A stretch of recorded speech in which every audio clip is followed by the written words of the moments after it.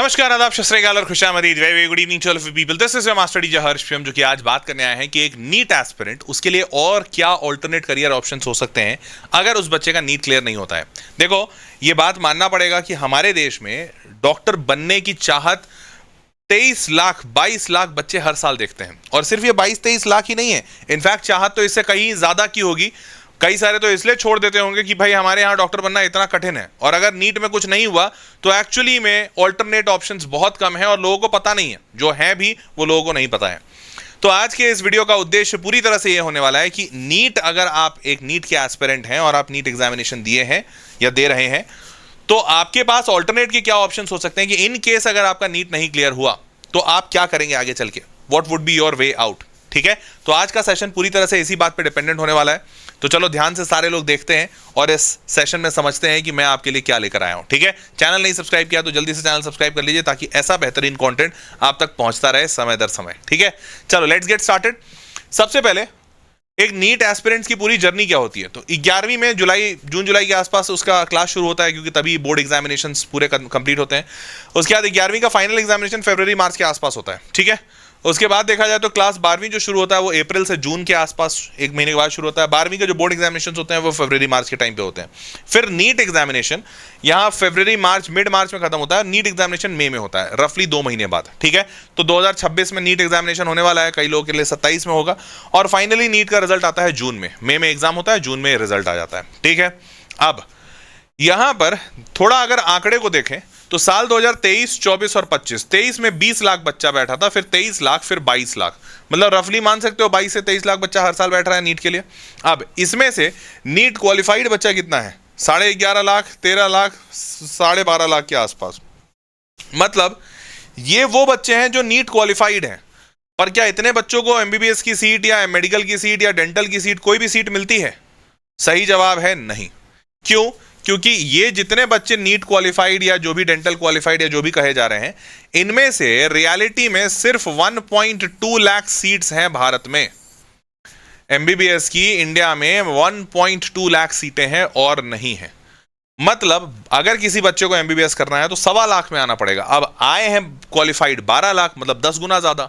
मतलब बेसिकली ये कह रहा हूं मैं कि जितने बच्चे क्वालिफाइड हैं उसमें से सिर्फ 10% डॉक्टर बनेंगे एमबीबीएस, बाकी 90% नहीं बन पाएंगे। हो सकता है इसमें से 10% और बीडीएस, वेटनरी, होम्योपैथी, आयुर्वेदिक ऐसा कुछ हो जाए, पर बचे हुए का तो कुछ नहीं होने वाला है। तो नाउ मूविंग फॉरवर्ड ये जो 90% है, 80% है, वो बच्चा क्या करे? तो हेंस आज का ये वीडियो पूरा वही है कि वो क्या करेगा। ध्यान से देखो। और हाँ, नंबर कितने लाने पड़ते हैं? ये जो 1.25 लाख बच्चा है, इसको कितने नंबर लाने पड़ते हैं यहां तक, मतलब ये 1.25 लाख में आने के लिए कितना नंबर लाना पड़ता है? तो अगर government medical college all India quota पे आप ले रहे हैं तो आपको 600+ लेना पड़ेगा। ठीक है, अगर आप होम स्टेट कोटा से ले रहे हैं तो कई सारे होम स्टेट में बहुत पीछे तक जाता है। तो होम स्टेट कोटा में यहां लिख दे रहा हूं, होम स्टेट कोटा में ये 500+ पे काम बन जाएगा। 500, 500 से ऊपर है तो बहुत सारे होम स्टेट में 500 से ऊपर में मिल जाता है, कईयों में नहीं भी मिलता है भाई। अब जैसे उत्तर प्रदेश हो गया, बहुतों में नहीं, उत्तर प्रदेश में नहीं मिलेगा। तो होम स्टेट कोटा पे आपको 500+ में मिलेगा। अब अगर आपको प्राइवेट मेडिकल कॉलेज चाहिए तो प्राइवेट मेडिकल कॉलेज आपको 350 से 500 के बीच में मिलेगा। ठीक है, 500 से ऊपर में गवर्नमेंट मेडिकल कॉलेज मिलेगा, 350 से 500 में प्राइवेट मिल जाएगा। 350 से नीचे वाले को कुछ नहीं मिलता है, भारत में नहीं मिलता है कुछ भी। अब जो बच्चा अब्रॉड पढ़ने जाता है वो बच्चा मात्र 144+ में उसको अब्रॉड मिल जाता है। अब्रॉड मतलब आउट ऑफ इंडिया भी एमबीबीएस कराए जाते हैं, आपको पता होना चाहिए। और वहां का एक ही कंडीशन है कि भाई आउट ऑफ इंडिया में अगर आपको एमबीबीएस करना है तो आपका बस नीट क्वालिफाइड होना चाहिए। क्या होना चाहिए? NEET qualified. तो अगर आप नीट क्वालिफाइड और नीट क्वालिफिकेशन का मार्क्स 144, तो नीट क्वालिफाइड है तो आप जिस भी देश में जा रहे हैं वहां चले जाइए, आप वहां जाकर पढ़ सकते हैं। और आउट ऑफ इंडिया जाकर पढ़ना आप बहुत ज़्यादा एक्सपेंसिव भी नहीं रहा, क्योंकि पहले तो बहुत एक्सपेंसिव था, लेकिन अभी बहुत सारे नए कंट्रीज लोगों को पता चलने लगे हैं, ऑनलाइन का ज़माना है, लोग एजुकेट हो रहे हैं। तो रशिया हो गया, जॉर्जिया हो गया, उज्बेकिस्तान, कजाकिस्तान, ऐसे बहुत सारे ऐसे कंट्रीज आ गए हैं जहाँ पर अगर आप मानोगे तो पढ़ाई का खर्चा रफली 20 लाख रहता है, और रहने वहने का, खाने पीने का कुछ आप एडिशनल 10 से 15 लाख मान लो। तो इतने में आपकी पूरी एमबीबीएस कंप्लीट हो जाएगी। अगर आप पूरे को जोड़ोगे 20 और 15 तो 35 लाख रुपए हुए। 35 लाख रुपए में बच्चे का आपका 6 साल का, क्योंकि बाहर में 6 साल का होता है, मतलब 6 लाख रुपीस पर ईयर में आपका नीट हो जाता है। तो ये है परिस्थिति एमबीबीएस अब्रॉड की। तो एमबीबीएस अब्रॉड में काफी आसानी से हो जाता है बच्चों का, और फीस भी इनफैक्ट कम लगती है, क्योंकि भारत में जो प्राइवेट मेडिकल कॉलेज है, जो सबसे सस्ता प्राइवेट मेडिकल कॉलेज है, वहां 7 लाख रुपए लगता है पर एनम। सिर्फ पढ़ने का बोल रहा हूँ, यहाँ पे तो रहने खाना मिला के है ना, यहाँ पढ़ना लिखना रहना खाना वो भी अब्रॉड से 6 लाख में। पर भारत में जो प्राइवेट कॉलेज है वहां पे सिर्फ पढ़ाई 7 लाख होती है। चलिए अब आगे बढ़ते हैं। सीटों की जो संख्या है, तो सरकारी मेडिकल कॉलेज में 54,000 के आसपास सीट है, गवर्नमेंट प्राइवेट मेडिकल कॉलेज में 63,000 और 2,000 एम्स की सीटें हैं। अब तो नीट और मिडिल क्लास की जो स्ट्रगल है वो कुछ ऐसी है कि जो मिडिल क्लास बच्चा होता है वो रफली अगर 7 लाख माने आपकी फीस, तो 42 लाख मोटा मोटी आगे पीछे इधर उधर के खर्चे मिला के 50 लाख मिनिमम एक प्राइवेट मेडिकल कॉलेज में लगता है। और this can go up to, क्योंकि इंडिया में ऐसे भी हैं प्राइवेट मेडिकल कॉलेजेस जहां की फीस 25 लाख रुपए पर एनम है, 25 लाख। तो that can even go to 25 lakh से अगर मल्टीप्लाई करोगे 5 से, 5.5 साल का कोर्स है, तो रफली 1.25 करोड़ होता है, तुम आगे पीछे मिला के 1.5 करोड़। तो 50 लाख से 1.5 करोड़ का खर्चा इंडिया में होता है प्राइवेट मेडिकल कॉलेज में पढ़ने के लिए। और मिडिल क्लास ऑब्वियसली 1.5 करोड़ तो बहुत दूर है, 50 लाख भी अफोर्ड करना मिडिल क्लास के लिए बहुत मुश्किल है, वो भी सिर्फ पढ़ाई का, रहना खाना तो अलग लगेगा अभी। तो हेंस ये एक चिंताजनक और परेशान कर देने वाली बात है। इसकी वजह से इंडिया में प्राइवेट मेडिकल कॉलेज में पढ़ना मुश्किल होता है। अब moving forward, from classrooms to the street, educated riders with dreams on hold, ऐसे कई सारे न्यूज आए हैं। इनमें से एक न्यूज ये मैं कुछ दिन पहले पढ़ा था, मतलब मुझे भी काफी अचंभित लगा था। एक बच्चा है जो कि डिलीवरी करता है, जोमेटो पे स्विगी पे ये डिलीवरी कर रहा है। इस बच्चे से जब पूछा गया, किसी ने पूछा होगा, कोई रिपोर्टर मिला होगा, तो पता ये चला कि ये बच्चा मेडिकल कॉलेज में पढ़ता था, वो भी एमबीबीएस मेडिकल कॉलेज में पढ़ रहा था। लेकिन जब इसने पढ़ाई कर रहा था तो इसकी पारिवारिक स्थिति अच्छी थी, तो प्राइवेट मेडिकल कॉलेज में एडमिशन ले लिया था। लेकिन बीच में कुछ तो ऐसा हुआ कि घर में अचानक से बहुत ज्यादा विषम परिस्थितियां, मुश्किल परिस्थितियां आ गई, और जिसकी वजह से घर में पैसे नहीं बने। अब पैसे नहीं बने तो प्राइवेट मेडिकल कॉलेज में जो फीस होती है वो इतनी ज्यादा होती है कि ऐसा नहीं है कि आप किसी से मांग के काम चला लोगे। 10 लाख रुपया कौन देगा आपको, वो भी हर साल। इस बच्चे को कुछ नहीं समझ आया और फाइनली इस बच्चे को अपना ड्रीम छोड़ना पड़ा। He has to abandon, forcing him to abandon his dream। और अब ये डिलीवरी करता है, और डिलीवरी करता है तो जब जब ये मेडिकल कॉलेज के आसपास से गुजरता है या डॉक्टर को डिलीवर करता है, तो देख के यही सोचता है कि यार मैं भी इसी डॉक्टर बनने के लिए आगे बढ़ा था, मेरे को भी डॉक्टर बनना था, लेकिन मैं बन नहीं पाया। तो ये विषम परिस्थिति, और ये मतलब कहते हैं ना अंदर से झकझोर देने वाली स्थिति है हमारे यहाँ, और जिसकी वजह से लोग डॉक्टर नहीं बन पा रहे हैं। अब तो क्या क्या बन सकते हो आप, तो सबसे पहला जो आपका ऑप्शन बनता है apart from NEET, that is MBBS abroad, जैसा मैं अभी आपको बता रहा था। और मैंने जो आपको अभी फीस बताई ना 40-45 लाख, वो हायर साइड पे बताई। अगर कम से कम में आओगे तो जैसे उज्बेकिस्तान है, एक कंट्री है उज्बेकिस्तान, भारत के बगल में ही है, ज्यादा दूर नहीं है। उज्बेकिस्तान का 1 साल का फीस 3 लाख रुपए है। 6 से मल्टीप्लाई करोगे तो 6 3 18 लाख रुपए। 18 लाख रुपए आपके पढ़ाई का, प्लस रहना खाना, कॉस्ट ऑफ लिविंग करीबन आप मान लो 10 से 12 लाख, तो 12 लाख वो मान लिया, 30 लाख। और 2-4-5 लाख रुपए आपको आने जाने में लगेगा, वीजा कंसल्टेशन में, कंसल्टेंट का फीस वगैरह वगैरह, तो आप रफली मान के चलो 35 लाख रुपए। 35 लाख रुपए में आपके 6 साल की पढ़ाई हो जाएगी। ये रहना खाना, कंसल्टेशन, वीजा कंसल्टेंट, ब्रोकर सब मिला जुला के इतने में आपका काम हो जाएगा। तो यहां पर एमबीबीएस अब्रॉड में एक अच्छा अपॉर्चुनिटी बनता है बहुत सारे बच्चों के लिए, ये कम पैसे में, क्योंकि 3 लाख रुपए फीस है, बाकी रहना खाना है, और इंडिया का वही 3 लाख के जगह पे ये फीस 7 लाख है। तो यहां पर आपको काफी अफोर्डेबल ऑप्शंस मिल जाते हैं। नाउ मूविंग फॉरवर्ड, ये पहला ऑप्शन हुआ। अब इसी में एडमिशन लेने के लिए क्या क्या रिक्वायरमेंट्स हैं, तो 12वीं में 50% नंबर होने चाहिए, 17 साल से आप ऊपर होने चाहिए, और आप नीट क्वालिफाइड होने चाहिए। नीट क्वालिफाइड मतलब 144 प्लस। इस साल का 144 प्लस था, अगले साल भी 150 इसी के आसपास हमेशा रहता है।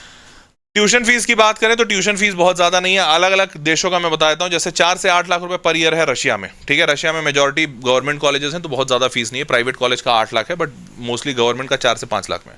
फिर 2.5 से 6 लाख की फीस है कजाकिस्तान में, 3 से 7 लाख है जॉर्जिया में, और 2.25 लाख से 3 लाख है उज्बेकिस्तान सबसे सस्ता है। हालांकि सस्ता है तो यहाँ पर कॉस्ट ऑफ लिविंग वगैरह भी बहुत कम है, ज़्यादा नहीं है, और रशिया में भी कम ही है, ठीक है। आगे बढ़ते हैं। सैलरी आफ्टर एमबीबीएस अब्रॉड अगर आप पढ़ लेते हैं तो सैलरी कितना, तो उज्बेकिस्तान में चूंकि फीस कम है तो सैलरी भी बहुत कम है।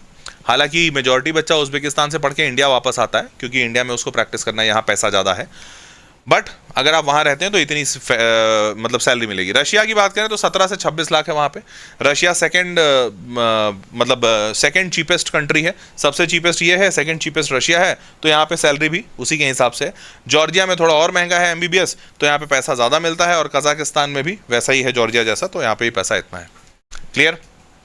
अब इसमें मैंने वैसे काफ़ी सारे वीडियोज़ बनाए हैं, तो आप देखिएगा। अब दूसरा जो है वो है नर्सिंग। हालांकि देखने में बहुत बुरा लगता है, और भारत में तो भाई लोग नर्सिंग बिल्कुल नहीं करना चाहते हैं, क्योंकि ये तो मेडिकल डिग्री मानी भी नहीं जाती है, नीट के थ्रू नहीं मिलती है। लोग सोचते हैं ऐसे ही बस, मतलब मिलती तो नीट के थ्रू ही है, पर हाँ, तो नर्सिंग यहाँ पर इंडिया में बहुत अच्छा नहीं माना जाता है। अब लेकिन अब्रॉड में नर्सिंग बहुत अच्छा है। क्यों? आपको पता होना चाहिए, जैसे जर्मनी, जिसका मैंने एक वीडियो भी बनाया था, आप इसको देखिएगा। जर्मनी में एक्चुअली में पढ़ने के लिए 40,000 रुपये साल का लगता है, साल का 40,000 रुपये का फीस है। 3 साल की डिग्री है, 40 × 3 1.2 लाख रुपीज़। रहने खाने का वो थोड़ा महंगा है वहाँ पे, तो वो थोड़ा देख लीजिएगा आप, जो भी रहने खाने का लगेगा वो। और हाँ, चूंकि इतना सस्ते में पढ़ाते हैं, तो आपका ऐसे ही डायरेक्ट एडमिशन नहीं होगा, आपको कंसल्टेशन लेना पड़ता है कि भाई कोई आपका पूरा एप्लीकेशन बना दे, कहाँ जाना है, कैसे जाना है, क्योंकि जानकारी आपको नहीं है। तो कंसल्टेंट्स अपनी फीस लेते हैं, जैसे जनरली जो कंसल्टेंट्स फीस लेते हैं वो 3 लाख रुपए लेते हैं, क्योंकि भाई 1.25 लाख में आपका नर्सिंग हो रहा है। इंडिया जैसा, मतलब इंडिया में भी 1.25 लाख में कहीं नहीं होता है, तो कंसल्टेंट्स वहां पहुंचाने के लिए आपको 2 से 3 लाख रुपए लेते हैं। ठीक है, पर अब मान लेते हैं 3 लाख कंसल्टेंट ने लिया, 1-1.5 लाख आपका फीस रहा, आपको थोड़ा रहने में, वहां रहना खाने पीने का जो खर्चा लगा, उन सब के बाद पता है नर्सिंग में पैसा कितना देते हैं जर्मनी में? एवरेज पेमेंट बता रहा हूं, वो है 30 LPA, 30 लाख पर एनम, मजाक नहीं कर रहा हूं। ये है नर्सिंग। तो इंडिया में तो लोग नर्सिंग को उतना अच्छा नहीं समझते हैं, पर जर्मनी में बहुत अच्छा है। और जर्मनी में अच्छा होने के पीछे का एक बहुत मुख्य कारण है। कारण ये है कि जर्मनी में चूंकि लोग इतने फाइनेंशियली वेल ऑफ हैं कि नर्सिंग जैसे जॉब्स पे लोग आ नहीं रहे हैं। दूसरा, जर्मनी का मेजॉरिटी पॉपुलेशन एजिंग पॉपुलेशन है। एजिंग मतलब वहां पे अधिकांश लोग बूढ़े हो रहे हैं, वहां पे लोग ज्यादा बच्चे नहीं पैदा करते हैं। जैसे इंडिया में है ना, हर को 2 बच्चा 3 बच्चा, वहां पे लोग बच्चे ही नहीं पैदा कर रहे हैं। तो वहां का मेजॉरिटी पॉपुलेशन एज हो गया। अब एज हो गया तो उनका ध्यान रखने के लिए कोई तो चाहिए, कौन रहेगा? अब जो जितने बच्चे हैं वो अपने दूसरे जॉब में लग रहे हैं, तो नर्स बनने के लिए कोई है ही नहीं। तो इसीलिए इंडिया से नर्स को बहुत भारी डिमांड है, और वहां के सरकार ने ये रूल निकाला है कि भैया फीस कोई भी कॉलेज ज्यादा नहीं लेगा। 40,000 रुपये मैक्सिमम फीस है, 40,000 रुपये मैक्सिमम फीस है, और इतने फीस में लोगों को पढ़ाना, और नौकरियां 30-30 लाख, 40-40 लाख, 50-50 लाख की लग रही हैं। समझ रहे हो? और ये सिर्फ जर्मनी में नहीं, ऐसा बहुत जगह है। ठीक है, ऐसा बहुत जगह है। जैसे जर्मनी है special work programmes for Indian nurses, Indian nurse का हर जगह प्रोग्राम है, और ये सारे प्रोग्राम्स मोस्टली फ्री हैं या कम पैसा ले रहे हैं। In the worst case scenario, the country anticipated needs 6,90,000 nursing staff by 2049. 7 lakh nursing staff इसको और चाहिए बाय 2049। और ऐसा ये Germany has already making efforts to recruit foreign nursing staff. Germany is expected to deal with sharp labour shortage in the next years. Sharp labour shortage, उसके बाद due to the ageing population Germany, जो मैंने अभी आपको बताया। तो अब eligibility क्या है अगर आपको नर्सिंग करना है अब्रॉड से? तो नीड्स एकेडमिक रिकॉर्ड आपका अच्छा होना चाहिए, specially in science subjects like biology and chemistry. English आपको आना चाहिए, इंग्लिश प्रोफिशिएंसी ठीक होनी चाहिए। और चूंकि आप नर्सिंग में जा रहे होंगे, पेशेंट से डील करना होगा, तो अगर आप जर्मनी जा रहे हैं तो आपको जर्मन भी इवेंचुअली सीखना होगा। जरूरी नहीं है कि तुरंत ही सीखें, बट धीरे धीरे आपको सीखना होगा जर्मन। ठीक है, ट्यूशन फीस कितना लगता है? तो जर्मनी में जो पब्लिक यूनिवर्सिटीज, जो सरकारी यूनिवर्सिटीज हैं, जहां सरकार प्रेरित कर रही है कि भैया लोग नर्सिंग पढ़ें, no tuition fees, no tuition fees ही नहीं है। बस वो एकेडमिक चार्ज लेते हैं क्या, 10,000 से 38,000, जो मैंने बताया था 40,000। ये पर सेमेस्टर 40,000, अच्छा पर सेमेस्टर है, पर ईयर नहीं, सॉरी। तो 40 × 6 2.4 लाख आपसे फीस नहीं लिया जा रहा है, बस एडमिन चार्जेस लिए जा रहे हैं, दैट्स इट। प्राइवेट कॉलेज में जाओगे तो प्राइवेट कॉलेज में थोड़ा सा महंगा है। प्राइवेट कॉलेज में यहाँ पे 5 लाख से 7.5 लाख रुपए पर ईयर लग रहा है। तो 5 लाख रुपए भी लगा तो 5 × 3 15 लाख रुपए, 15 लाख रुपए भी लग रहा है, और 30 लाख रुपए का कोई नौकरी दे रहा है आपको, not bad. Nursing in Hungary दूसरे देश है, यहाँ पर करीबन, यहाँ महंगा है, 25 लाख रुपए लगता है। तो यहाँ पर नर्सिंग अच्छा 4 year nursing programme, total tuition fees 25 है। अब देखो 4 साल का इनका प्रोग्राम है, टोटल ट्यूशन फीस 25 लाख, मतलब रफली 6.25 लाख रुपए साल का लगा, not that too much. Nursing degree in Malaysia में थोड़ा महंगा है, और यहाँ पे पे आउट उतना अच्छा नहीं है। तो यहाँ पे 4 साल नहीं, एक मिनट, यहाँ पे एक सस्ता है भाई, सॉरी। तो यहाँ पर 4 साल की डिग्री 21 लाख है, मतलब 5.25 लाख, या 4 साल मतलब 4 से 5 लाख रुपए पर ईयर पर एनम, इतनी फीस लग रही है मलेशिया में। तो मलेशिया हो गया, हंगरी हो गया, जर्मनी हो गया, इन सारे जगहों पर पैसा बहुत कम लग रहा है। अब इन सारे जगहों पर मिलेगा कितना पैसा, इतना लगाओगे तो जर्मनी में जो अर्निंग है वो 30 लाख पर ईयर, ये एवरेज लिया हूं सबका। हंगरी में 8 से 18 लाख पर ईयर। आप 4 से 5 लाख दे रहे हो, हंगरी में कितना दे रहे हो पैसा? यहाँ पे 25 लाख, मतलब 6 लाख पर एनम दे रहे हैं fees. 6 lakh per annum fees दे रहे हैं और आपको 8 से 18 लाख रुपए पर एनम का एवरेज जॉब लगेगा। नर्सिंग ग्रेजुएट्स इन मलेशिया में 6 लाख से 8 लाख। तो मलेशिया में बहुत ज़्यादा पे आउट नहीं है, जर्मनी में सबसे ज़्यादा है। और इसीलिए जैसे इंडिया में जब आप जाओगे ना, तो इंडिया में जो बहुत सारे कंसल्टेंट्स हैं, अब वो उनको भी पता है कि भाई तुम जर्मनी में जाओगे फ्री में पढ़ोगे, तो वो मोटा पैसा चार्ज करते हैं। अब जैसे जर्मनी भेजना है किसी बच्चों को नर्सिंग प्रोग्राम में, फ्री वाले में, प्राइवेट में भेजना है तो कोई पैसा नहीं लेगा, क्योंकि उनको पता है प्राइवेट में तो भैया फीस बहुत ज़्यादा, बच्चा कम जाता है। सरकारी वाले में जाने के लिए जो जर्मनी बच्चा जाता है इंडिया से, तो जो इंडिया के कंसल्टेंट्स हैं जो जर्मनी के सरकारी कॉलेज में आपका एडमिशन करा देंगे, वो लोग 3 लाख रुपए के आसपास चार्ज करते हैं। वो बोलते हैं भैया हमको पहले 3 लाख दो, हाँ गारंटी मेरी कि हम आपको एडमिशन कराएंगे, ठीक है। हाँ, इसमें किसी फेक इंसान के चक्कर में मत पड़ जाना, क्योंकि धोखेबाज फरेबी भी बहुत सारे हैं, तो वो लोग पैसा लेके भाग जाएंगे और कराएंगे कुछ नहीं। तो ये जरूर ध्यान रखना, किसी ऐसे कंसल्टेंट को पकड़ना जो सालों से इंडस्ट्री में है, बहुत पुराना है, नाम है, इंटरनेट वगैरह चेक करना कि हाँ भैया पुराना प्लेयर है कि नहीं, ठीक है। चलिए आगे बढ़ते हैं। Biomedical sciences and public health, अब ये तीसरा करियर है, biomedical science and public health. अब देखो, बायोमेडिकल साइंस तो हमारे इंडिया में भी होता है, पर उतना प्रोमिनेंट डिग्री नहीं है और लोग उतना जाते नहीं है, क्योंकि पैसा वैसा नहीं मिलता है। लेकिन अब्रॉड में सिनेरियो अलग है। और दूसरा है पब्लिक हेल्थ, तो हमारे यहाँ पब्लिक हेल्थ में कहीं कोई प्राइवेट प्लेयर नहीं है, क्योंकि नाम ही है पब्लिक हेल्थ। सरकारी हेल्थ के मतलब पब्लिक हेल्थ जो वर्कर्स होते हैं, अब इंडिया में पब्लिक हेल्थ वर्कर्स जो हैं उनकी स्थिति भी बहुत अच्छी नहीं, और पे आउट जो मिलता है वो सरकारी पे आउट मिलता है। सरकारी पैसा बहुत ज़्यादा नहीं कहूँगा मैं, ठीक ठाक है, सरकारी नौकरी है तो लोग इसलिए ले लेते हैं। पर अब्रॉड में बिल्कुल अलग सिचुएशन है। जैसे biomedical engineers is projected to grow 7% 2023 से 33। ये आपको 1400 openings bio engineers, biomedical engineers, ये यूएसए का एक न्यूज़ क्लिप है। अब मैं आपको बताता हूँ, 2 different but related fields in health and life sciences. इसमें पढ़ाते क्या है, तो इसमें बेस छींक आ रहा, अबे यार छींक ही नहीं आ रहा है। हाँ, एनीवेज, तो इसमें बेसिकली पढ़ाते हैं कि ह्यूमन बॉडी वर्क कैसे करता है, किससे डिजीज होता है, बायोलॉजी क्या है, जेनेटिक्स क्या है, माइक्रोबायोलॉजी क्या है, यही सब पढ़ाते हैं। और पब्लिक हेल्थ में क्या पढ़ाते हैं कि भैया कम्युनिटी हेल्थ कैसे सुधरेगा, डिजीज प्रिवेंशन कैसे होगा, हेल्थ पॉलिसीज कैसे बननी है, लोगों को कैसे एजुकेट किया जाए, एपिडेमोलॉजी, ये सारी चीज़ें बताते हैं, ठीक है। तो ये दोनों तो समझ में आ गया, पढ़ाते क्या है बायोमेडिकल साइंस और पब्लिक हेल्थ में।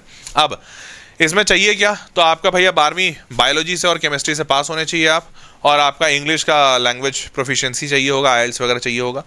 अब ये दोनों मान लेते हैं मोस्टली बच्चों के पास होता है, अगर ये नहीं है तो आप आईएलटीएस का एग्जामिनेशन वगैरह देना शुरू कीजिए, मान लेते हैं ये आपके पास है। अब आपको क्या पैसा देना होगा, तो ट्यूशन फीस बायोमेडिकल में जर्मनी में public universities offer biomedical sciences with no tuition fees. Semester fees वही 9,700 से 39,000 जो मैंने अभी पीछे बताया था, उतना ही पैसा ले रहे हैं। 5 से 8 लाख रुपए प्राइवेट वाले ले रहे हैं हर साल का। स्विट्जरलैंड में ट्यूशन फीस बायोमेडिकल साइंसेज का पब्लिक यूनिवर्सिटी 86,000 से 1.5 लाख, मतलब स्विट्जरलैंड में भी ज़्यादा पैसा नहीं लिया जा रहा है, तो यहाँ पर भी 1.5 लाख रुपए पर ईयर है, 4 साल में 6 लाख रुपए में काम बन जाएगा। पर प्राइवेट यूनिवर्सिटी में जाओगे तो 16 लाख से 32 लाख। अब यहाँ पे भी पब्लिक यूनिवर्सिटीज़ में एडमिशन हो जाता है, आसानी से होता है, ऐसा मुश्किल नहीं है। बट अगेन एजेंट्स, क्योंकि आपको एजेंट के थ्रू इसलिए जाना होगा क्योंकि आपको जानकारी है नहीं कि स्विट्जरलैंड में कहाँ क्या कैसे होगा, तो जो भी एजेंट या जो भी कंसल्टेंट आपका ये काम करेगा वो आपसे अच्छा खासा पैसा लेगा, क्योंकि वो आपको सस्ते कॉलेज में करा रहा है, सरकारी कॉलेज में बेसिकली, तो वो 2-3 लाख जो लेगा। अब पब्लिक हेल्थ में जर्मनी क्या करता है, तो पब्लिक हेल्थ में Germany again no tuition fees. देख रहे हो, जर्मनी वैसे आपको बता दूं पूरी दुनिया में अभी सबसे ज़्यादा एक्सपेंडिचर जो कोई कर रहा है हेल्थ पे, मतलब ओवरऑल मेडिकल फील्ड पे, वो जर्मनी कर रहा है, क्योंकि जर्मनी को बहुत ज़रूरत है लोगों की, ठीक है। और इसीलिए इंडिया से हजारों लाखों की तादाद में लोग जर्मनी जा रहे हैं। विश्वास मानो, तुमको शायद डेटा नहीं पता होगा, मैं देख रहा हूँ, मैं चूंकि इसी फील्ड का कंटेंट बना रहा हूँ, तो मैं जितने न्यूज़ आर्टिकल्स पढ़ता हूँ सब जगह ये लिखा रहता है कि हजारों लाखों की तादाद में लोग बहुत तेजी से जर्मनी जा रहे हैं हेल्थ सेक्टर में काम करने के लिए, क्योंकि वहाँ पैसा बहुत मिल रहा है। उसके बाद no tuition fees, only semester contribution 10,000 से 40,000, दैट्स इट। अब प्राइवेट में जाओगे तो 5 लाख से 15 लाख। स्विट्जरलैंड में अगर पब्लिक हेल्थ में जाते हैं तो सरकारी यूनिवर्सिटी 1 से 2 लाख रुपए ले रहे हैं सालाना, और अगर वहीं प्राइवेट वाले में जाते हो तो 16 से 38 लाख तक ले लेंगे वो लोग, ठीक। तो ये तो हो गई बात आपकी बायोमेडिकल साइंस और पब्लिक हेल्थ की। तो फीस बहुत ज़्यादा नहीं है, परंतु सिर्फ सरकारी में नहीं ज़्यादा है, प्राइवेट में ज़्यादा है, तो आपको सरकारी में ही जाना है। नाउ मूविंग फॉरवर्ड, अब पैसा कितना मिलेगा भाई, तो जर्मनी में बायोमेडिकल साइंसेज में 35 से 50 लाख पर एनम का पैकेज लग रहा है। बायोमेडिकल साइंस में जर्मनी में 35 से 50, और वहीं पब्लिक हेल्थ में जर्मनी में 38 से 55 लाख। काफ़ी अच्छा पे आउट है यार, मतलब इतने में तो बल्ले बल्ले हो जाएगा। स्विट्जरलैंड की बात करें तो बायोमेडिकल साइंसेज में पेमेंट लग रहा है 75 लाख से 97 लाख, मतलब ऑलमोस्ट 1 करोड़, ऑलमोस्ट 1 करोड़। तो मेरे को लग रहा है इतना पैसा देने तो प्राइवेट से भी पढ़ सकते हो भाई, नॉट बैड। 75 लाख से 1 करोड़ का फीस है, मतलब सॉरी पे आउट है, सैलरी है। और पब्लिक हेल्थ में आओगे तो 86 लाख से 1 करोड़। और पता है इन सारे कंट्रीज में इतना पे आउट कैसे मिल रहा है? ये सारे डेवलप्ड नेशंस हैं, जैसे यूरोपियन डेवलप्ड नेशंस, काफ़ी इनका अच्छा इकॉनमी है।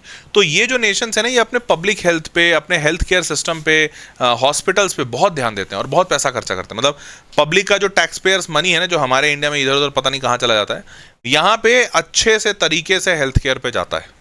तो चूंकि हेल्थ केयर पे पैसा जाता है तो यहाँ वहाँ पे पैसा मिलता भी है लोगों को काफ़ी अच्छा, और हेंस सर्विसेज भी उतनी अच्छी हैं। क्लियर? तो ये देखिएगा ज़रूर। तो यहाँ पे स्विट्जरलैंड का ये पे आउट बता दिया है। अब पैरामेडिकल, इंडिया में भी पैरामेडिकल होता है बॉस। इंडिया में भैया पैरामेडिकल वालों की स्थिति बड़ी बुरी है, क्योंकि 10,000, 15,000, 20,000 बस यही इतने की ही नौकरी मिलती है, पैरामेडिक्स जिसको कहते हैं। अब पैरामेडिकल कोर्सेज इंडिया में, demand for Indian health care profs to double nationally. The demand of healthcare professionals is expected to double globally by 2030 due to increasing aging population। और ये दिक्कत सब जगह है, सिर्फ जर्मनी में नहीं, जर्मनी में है, स्विट्जरलैंड में है, जापान में है, चाइना में, हर जगह ये दिक्कत है।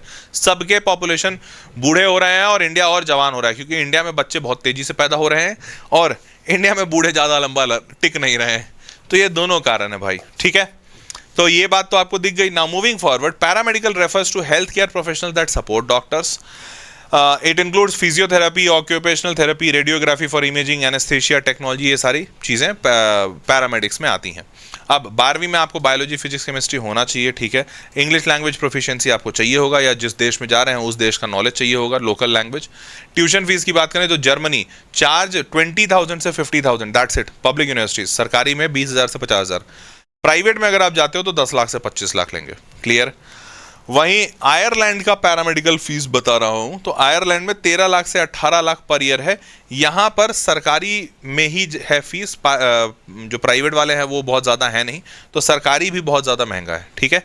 तो जर्मनी इज एक बेस्ट ऑप्शन आपको दिखेगा अगर आप जाना चाहें तो। अब पैसा मिलेगा कितना? तो पैरामेडिकल ग्रेजुएट्स इन जर्मनी को मिलता है 30 से 45 लाख रुपए पर एनम। आयरलैंड में 45 लाख से 60 लाख मिलता है। तो आयरलैंड में भी अच्छा पैसा मिल रहा है, लेकिन ऑल्दो तुमको लगाना भी पड़ेगा अच्छा खासा पैसा, ठीक है। समझ पाए भाई? तो पे आउट आपको काफी अच्छा मिल जाएगा। चलो, तो 3 important questions to ask yourself before choosing the alternate medical career, ठीक है। तो मैंने तो इतने सारे बता दिए, अब इसमें से कौन सा तुम चुनने वाले हो थोड़ा चैट बॉक्स में भी लिख के बताना, कमेंट बॉक्स में, कि कौन सा चुन रहे हो। लेकिन तुम खुद से ये जरूर पूछना कि do I truly want to pursue a different medical path और I am just giving up on MBBS. ये जरूर पूछिएगा, क्योंकि देखो अगर एमबीबीएस छोड़ रहे हो और ये सोच के कि मुझसे नहीं हो पाया, तो एक हारा हुआ इंसान ना किसी के लिए फायदेमंद नहीं होता है। तो अगर तुम हार के छोड़ रहे हो तो गड़बड़ है। पहले अपने आप को समझाओ, थोड़ा समय लो और बोलो कि नहीं ठीक है, मैं एमबीबीएस नहीं भी किया तो कोई दूसरा करियर लूंगा, वो भी अच्छा करूंगा। मोटिवेशन से शुरू करना है, ना कि बस हार के शुरू करना है। दूसरा, which course actually fits my strength, interest and long term goals, ये जरूर देखिएगा। हो सकता है आप डॉक्टर को हेल्प करें, लेकिन इसमें आपको बार बार ईगो आने लगे कि यार मैं भी डॉक्टर बनने वाला था, मैं इसका हेल्प करूं, एक दिन मैं भी ये बनने वाला था, आज मैं बन नहीं पाया। तो अगर तुम बार बार ऐसा नेगेटिव सोचोगे तुम उसका हेल्प नहीं कर पाओगे, तो प्रोबेबली पैरामेडिकल तुम्हारे लिए अच्छा नहीं होगा। शायद तुमको नर्सिंग में जाना चाहिए, या नर्सिंग भी नहीं तो हो सकता है तुम बायोमेडिकल्स में चले जाओ, हो सकता है तुम पब्लिक हेल्थ में चले जाओ। पर ऐसा कुछ चुनिएगा जो आपके गोल और इंटरेस्ट से अलाइन करे, आपको लगे कि हाँ यार वहां पर आपको मोटिवेशन मिल रहा है, ना कि डीमोटिवेशन, वो काम है। और तीसरा, am I choosing this out of genuine passion और just because of pressure from others. हाँ, ये जरूर सोचना जरूरी है, क्योंकि जैसे मान लेते हैं नर्सिंग है, अब मैंने आपको बताया बहुत कम पैसा लगता है, मेरे कुछ जान पहचान वाले भी हैं, अभी मैं बताऊंगा सेशन के एंड में, वो लोग बहुत सारे बच्चों को जर्मनी में गवर्नमेंट मेडिकल कॉलेजेस में भेज रहे हैं, ठीक है। मतलब जो कुछ जैसे वेदांतों के साथ मैंने बहुत सारे अच्छी ट्रस्टेड कंपनीज के साथ टाई अप भी किया है, ताकि वो बच्चों को, जो हमारे पास जो बच्चे रहते हैं, वेदांतों के भी बहुत सारे बच्चे हैं जो जाना चाहते हैं जर्मनी, तो हमने बहुतों को भेजा भी है, भेज भी रहे हैं। लेकिन अब मान के चलो कि बच्चा बनना डॉक्टर चाहता था, क्योंकि उसके फैमिली में ये था कि यार डॉक्टर बनो, इज्जत है, ये है वो है, पर उसने देखा एमबीबीएस तो हम बन नहीं पा रहे हैं और जर्मनी में पैसा भी अच्छा है, नर्स बन जाते हैं। लेकिन नर्स बनना उसके पैशन में बिल्कुल नहीं है, क्योंकि से फॉर एग्जांपल अब घर में उसने बचपन से एक गिलास पानी भी उठा के नहीं पिया। अब नर्स जब बन जाएगा वो इंसान, या लड़का या लड़की जो भी, उसको बहुत सारे काम करने को, पेशेंट का पूरा ध्यान रखना होगा। तो अगर आपके अंदर से नहीं आएगा, आप थोड़े पैशनेट नहीं हो, खाली पैसा दे के घुस रहे हो, तो यार बहुत लंबा नहीं जा पाओगे। क्योंकि जर्मनी में नर्स को बहुत पैसा मिल रहा है, इंडिया वापस आओगे तो नहीं मिलेगा। इंडिया में तो वही जो नॉर्मल पे आउट है 15, 18, 20 हज़ार वही मिलेगा। तो आपको जर्मनी में रह के काम करना होगा, और वहां पर अगर इतना पैसा दे रहे हैं तो वो पैशन खोजेंगे, वो बोलेंगे नहीं भैया तुम अच्छे से काम करो, बदमाशी करो, भगा देंगे। तो ये जरूर चेक कीजिएगा, ठीक है, कि आप पैशनेट हैं, कर पाइएगा नहीं कर पाइएगा। भेजने के लिए तो भैया मैं भेज दूंगा, मेरे बहुत सारे मैंने जिसके साथ टाई अप किया, बहुत सारे अच्छे रेप्यूटेबल कंपनीज के साथ जो कंसल्टेंट्स हैं, वो भेज देंगे आपको, सरकारी कॉलेज में भेज देंगे। पर वहां जाने के बाद आपको 3 साल 4 साल की पढ़ाई करने के बाद टिकना भी है बॉस। ऐसा ही नहीं खाली भेज दिया बस हो गया, आप बन गए अमीर, बन गया बढ़िया। तो वहां कर पाओगे, नर्स बन पाओगे, वहां बायोमेडिकल साइंस में रह पाओगे, पब्लिक हेल्थ में रह पाओगे, पैरामेडिकल बन पाओगे, ये सोच के ही आगे बढ़िएगा। क्लियर? चलिए, कॉन्स्टेंटली कंपेयरिंग। अब कुछ चीजें जो हैं गलत है, जो आपको नहीं करना चाहिए। अगर आप एमबीबीएस छोड़ रहे हैं तो इनमें से कुछ गलतियां आप भी कर सकते हैं। पहला तो comparing yourself with MBBS friends, ये हमेशा होता है। जैसे जो ड्रॉप लेने वाला बच्चा होता है, वो हमेशा अपने यहाँ से आगे निकल जाने वाले को देख कर सोचता है यार देख वो आगे निकल गया, हम भी उसी के जैसे थे, हम तो उससे ज़्यादा तेज थे, पता नहीं कैसे उसका हो गया। ये बार बार अपने आप को गिल्ट देना ये बंद करो। अगर ये तुम कर रहे हो तो बहुत कॉमन, मतलब बहुत बड़ा मिस्टेक है, मत करो। दूसरा, lack of proper study planning during drop years. अगर ड्रॉप ले रहे हो तो मेक इट काउंट। देखो आगे चल के मैंने तुमको बताया कि यार 144 नीट में ले आओ और तुम्हारा मेडिकल अब्रॉड हो जाएगा, मैं करवा दूंगा। But it does not mean कि नीट तुम पढ़ो नहीं। 144 वाले बच्चे को अच्छा कुछ नहीं मिलेगा। वहां पे भी सरकारी कॉलेज ऐसे थोड़ी बेवकूफ हैं, वो भी देखेंगे ना। मान लेते हैं उनके पास आ गया 100 बच्चा, उनके पास सीट है 50, तो वो टॉप के 50 बच्चे को देंगे। वो टॉप का 50 बच्चा कैसे खोजेंगे? टेस्ट तो है नहीं वहां पे। अब्रॉड के मेडिकल कॉलेजेस में कोई टेस्ट नहीं है, तो कैसे चुनेंगे? वो तुम्हारे यहाँ का टेस्ट देखेंगे। हो सकता है तुम्हारे वहाँ अप्लाई करने वाले जो 100 भारतीय हैं उनमें से किसी बच्चे का नंबर 350 हो और बहुत सारे बच्चों का नंबर 300 हो, और उसके बाद फिर बाकी सारे 150 वाले हैं, तो 150 वाले छंट जाएंगे, 350 और 300 वाले को लेगा वो, क्योंकि वो भी चाहेगा हमारे पास क्वालिटी बच्चा है। समझ रहे हो? तो अपना जी जान लगाइए और जी जान लगाकर पढ़ाई कीजिए, तब ताकि आगे चलकर आपका एडमिशन आसान हो। आगे चलकर आपको भी सरकारी मेडिकल कॉलेज में जाना है ना, विदेश में भी आप यही सोचेंगे। चलिए, तो लेडीज एंड जेंटलमैन, इसी वीडियो के डिस्क्रिप्शन बॉक्स में मैंने एक फॉर्म डाला है, एक लिंक डाला है, उस लिंक पे क्लिक कीजिए, आपका मोबाइल नंबर डालिए, ओटीपी डालिए और फिर अपने डिटेल्स को भरिए। डिटेल्स अच्छे से भरिएगा, समय लेकर, क्योंकि डिटेल्स के हिसाब से ही जो मेरी टीम है, जो मैंने बोला है, मैंने कुछ लोगों के साथ टाई अप किया है, टीम है, अच्छी है, बहुत सालों से इंडस्ट्री में है, ट्रस्टेड लोग हैं, तो वो लोग बच्चों को जर्मनी, उज्बेकिस्तान, कजाकिस्तान, रशिया, यहाँ इन जगहों पर जाने में मदद करते हैं। और वो बच्चों के बजट के हिसाब से बात करते हैं कि भैया अगर बच्चे का बजट है, भैया इतना बजट है, तो उसी के हिसाब से कंट्री सजेस्ट करेंगे। तो अगर आप में से जो बच्चा जाना चाहता है, आप ये फॉर्म भर दीजिएगा and they will call you and they will give you all the help. हाँ, बस ये ध्यान रखिएगा, देखो सस्ते से सस्ता ऑप्शन, जैसे मान लेते हैं जर्मनी। अब जर्मनी अगर तुमको जाना है, बहुत कम है पढ़ाई, ज़्यादा पैसा नहीं है, 2.5 लाख रुपए में हो जाएगा। 3 लाख रुपए, शायद 2.5 लाख 3 लाख रुपए कंसल्टेंट लेगा, चलो वो भी एग्री कर लिए, 3 लाख 3 लाख 6 लाख। पर आपको बता दूं आपकी जानकारी के लिए, जर्मनी में कॉस्ट ऑफ लिविंग बहुत ज़्यादा है। यूरोपियन कंट्री है बेटा, यूरोप का कंट्री, वहाँ का 1 यूरो इंडिया का 100 रुपया होता है। तो आपको बता दूं आपकी जानकारी के लिए, अगर नहीं पता हो, 50 से 60 हज़ार रुपया महीना मिनिमम खर्च आएगा आपको वहाँ रहने में, मिनिमम खर्चा, अगर एकदम कट कटा के रहोगे तो। समझ रहे हो? Although part time working opportunities वहाँ मिल जाती हैं जर्मनी में, काफ़ी अच्छी पार्ट टाइम वर्किंग अपॉर्चुनिटीज़ हैं। तो वहाँ पे cost of living 50 to 60,000 per month है। लेकिन अगर तुम 4 घंटा रोज पार्ट टाइम काम करते हो तो उससे तुमको आराम से 80,000 से 1 लाख रुपया, 80,000 से 1 लाख रुपया आपको पार्ट टाइम में मिल जाता है। पर आपको उसके लिए काम करना पड़ेगा। तो ये सारी चीज़ें सोच के फॉर्म भरिए। फॉर्म पूरा डिटेल से अच्छे से भरिएगा कि आपको जाना है, नहीं जाना है, कहाँ जाना है, क्या सोच रहे हैं, and then the team will be able to help you. ठीक है? तो ladies and gentleman, that was all for this video. Video कैसा लगा ये कमेंट बॉक्स में लिखकर जरूर बताना। क्या ये ऑल्टरनेट करियर्स वाला वीडियो तुम्हारे यूज का हुआ, तुमको अच्छा लगा, ये नीचे कमेंट बॉक्स में लिख के बताइएगा। That was all for this video. मिलते हैं अगले वीडियो में, तब तक take care, bye bye, good night.